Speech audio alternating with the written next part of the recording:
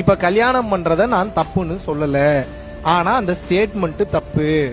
என் பொண்டாட்டி தான் என்ன காப்பாத்துவா, என் புருஷன் தான் என்ன காப்பாத்துவான்னு நீங்க நினைச்சீங்கன்னா மிகப்பெரிய அறியாமை, மிகப்பெரிய முட்டாள்தனம். இப்படி உங்களுடைய வாழ்க்கையை வாழக்கூடாது. நீங்க கல்யாணம் பண்ணிக்க, குழந்தைய பெத்துங்க, ஆனா கல்யாணம் பண்றவ கடைசி கூட வரமாட்டான்ற நம்பிக்கையோட கல்யாணம் பண்ணி தாலி கட்டணும். புள்ளைங்க டைம் வரும்போது எஸ்கேப் ஆயிருவாங்க.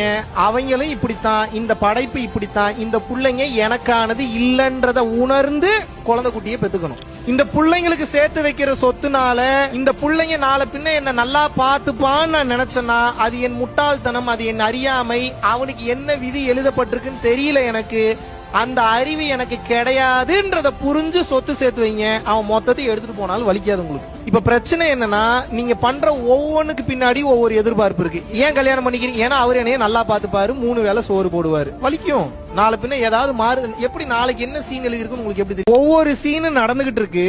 அந்த ஒவ்வொரு சீனு நடக்கும்போது கவனிக்கிறேன். நான் என்ன பண்றேன், என்ன நடக்குதுன்னு கவனிக்கிறேன். இறைவன் என்ன எழுதி வச்சிருக்கிறாருன்னு யாருக்குங்க தெரியும்? என்னால் முடிந்தது என்ன, இந்த உடல் எனது கிடையாது, இந்த வாழ்க்கை எனது கிடையாது, எதுவுமே நிரந்தரம் கிடையாதுன்றத உணர்ந்து தவறு செய்யாமல் அறத்தின் வழியில கவனமா வாழ்றேன். அறத்தின் வழினா என்ன? ஆத்திச்சூடி படிச்சுட்டே வாழ்றது இல்ல.